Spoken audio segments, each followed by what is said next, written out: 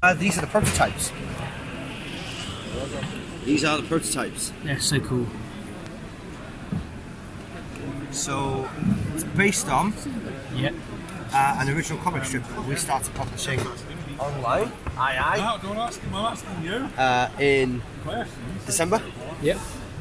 We put that out once a month. It's free to read online, and these are the toy line that go with it. We're currently in the tooling process at the moment. Yep. Over in China, the initial run will have 100 pieces. Wow. Yeah. So.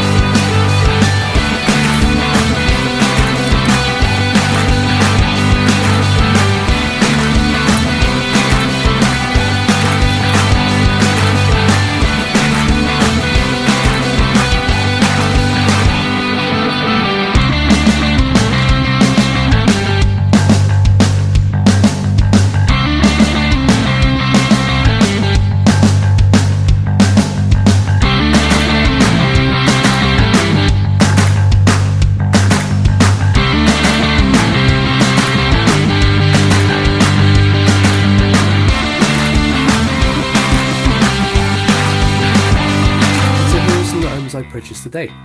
I picked up this awesome Last Action Hero Dynamite Jack Slater figure.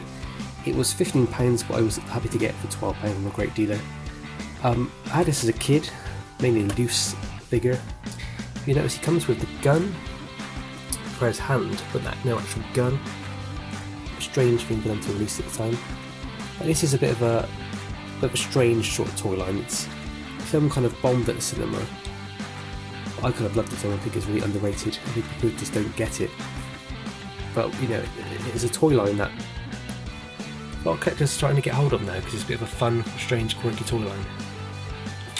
That's the first time I got it. Then spent a bit. Didn't want to spend too much money, but found this awesome Aladdin Genie set. I remember getting this back in the day as well. With the film coming out next year, I thought these sort of things could start going up in price, so it's good to try and pick them up now. Really, you get the cool lamp and the coin, and yeah, it's just so cool.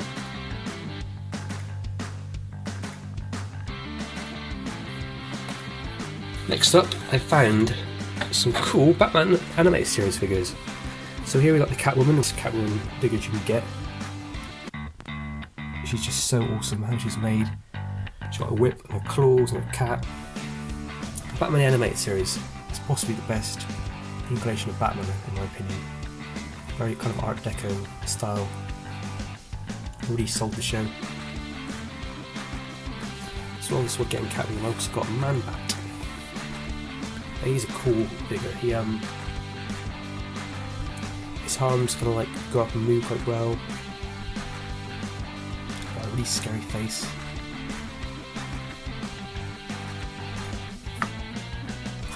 These figures are becoming really popular at the moment because people from the generation back in 1993 when it came out are now starting to watch. Originally watching it, now starting to buy these figures. Joker. I remember getting this one back in the day as well. You take the hood off. I also remember getting the Robin with the glider. Never remember Two-Face. I'm not going to try and get all of these, I'm just going to get the ones that I remember having as a kid. I might try and get hold of what's his name, Clayface. I did once have the Batmobile. I sold it a couple of months ago. I don't regret it, but got to do what you got to do. I don't think Clayface is in the back of here. No, he's not. Let's have a look at the next item.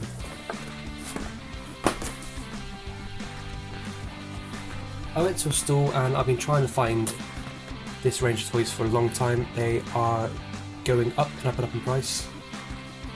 It's the Jurassic Park line. This is the Ellie figure. Anybody who's actually seen the Jurassic Park line will realise that the actual figure doesn't actually really resemble character much. They did a whole line of figures where, apart from Alan, who looks alright with his white hat and blue shirt, he doesn't really look like the rest of the characters though. I mean, Tim doesn't look that good at it. Definitely like cool in the film.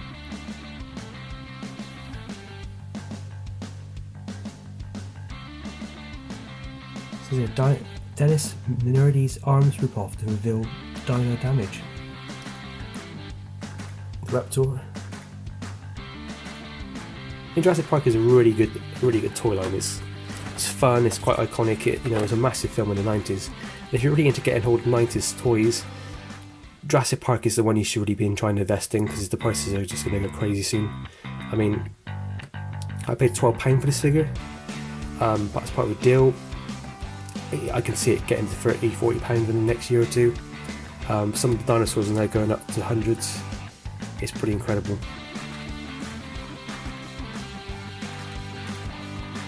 So as well as getting that, part of the deal was I picked up this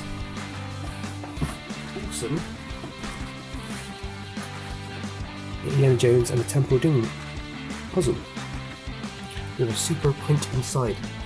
Now, I occasionally get a lot of Waddington puzzles for Star Wars, which you'll see a few in a minute, and I've never seen any Indiana Jones ones. And finding Indiana Jones merchandise at Toyfair is quite rare. The figures from the Kenner line, for example, are near impossible to find in the UK. You can just never see them. So it's quite cool to actually find something vintage of Indiana Jones for once. It comes with a really cool, basically a poster of the scene. Is it really in short round in the wine cart? And that basically is what the puzzle is. It says the puzzle is complete. Do I believe it? Generally no, but with these sort of sellers, the seller looked like he was quite reasonable. He knew what he was selling, so I think it's going to be complete. I'll get around to making it up one day. So on the subject of puzzles, I picked these up for £2.50 the pair. There are Star Wars Return of the Jedi puzzles. They come with posters as well, but I didn't check to see if they were actually inside. Not for this one. And the guy wanted like £3.50, £4 each from. The boxes show a bit of damage. I'm taking a gamble that the puzzle is incomplete. So I knocked them down to £2.50. I don't want to go too low. But these puzzles are quite easy to pick up. You find them at car boot sales quite a lot. You definitely find them at toy fairs. I'd say most toy fairs have these puzzles. Return of the Jedi puzzles are possibly the most easiest to find. There's Jabba there.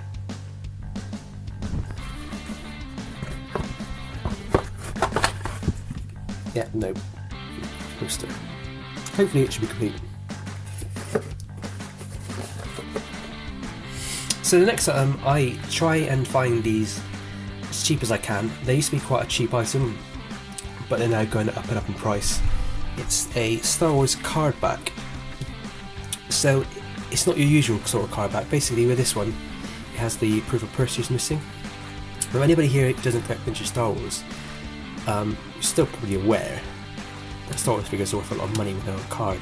So the bubble would sit here, the figure inside, and a Star Wars Empire Strikes Back Chewbacca, which I think would be 45 back, is it? 41 back, which means there's 41 characters on the back of the card for you to collect. It would usually be £200 plus. You're looking at £300, £400 for a really good one with a really good, nice bubble and complete. They're really, really hard to get hold of and they're really expensive. But what I do is I try to collect these card backs this is like a cheaper alternative. You can get a figure of Chewbacca for, you know, £8 complete with his weapon, or maybe £10. So it's nice to actually get the card back to go with it. Some companies will actually make you a clear case where you stick the card in the back and then you put your figure in front of it, and it looks like it's basically on its card basically. You can still see that it's detached. Actually. So it has this proof of purchase missing. It also has a really cool sticker on it. So this was sold at Venture. It is the Kenner card by the looks of it, which means it was sold in the States and not sold in the UK. I believe that's correct. Usually there's a Palatoy logo or something which shows that it's actually UK, but I'm pretty sure this is the American release, Kenner release. Some explanation to be for Australia. And from the same dealer I got this awesome Star Wars display case. One of those mini action figure collector's case. It's for the first film. It's, you can tell it's got Han, Chewie and Obi-Wan. It's even got the power droid, is that what it's called? It's got R5D4 I think as well on the front cover. So this is where basically back in the day you'd have quite simply kept your action figures in it, these little trays.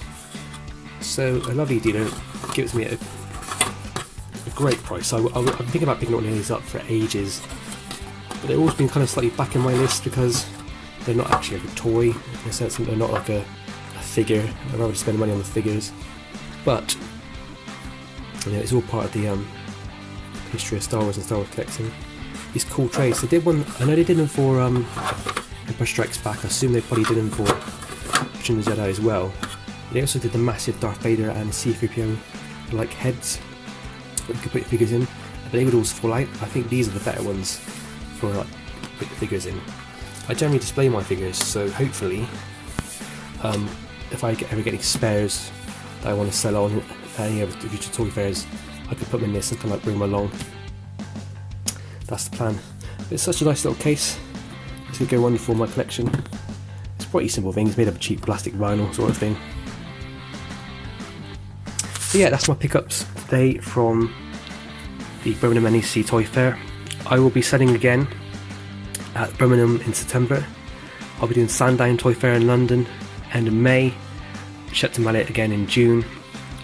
So if you ever see me, ever see my channel, I also run an Instagram page which is at Time Tunnel Toys UK, where I put up toys and toy related posts nearly every day.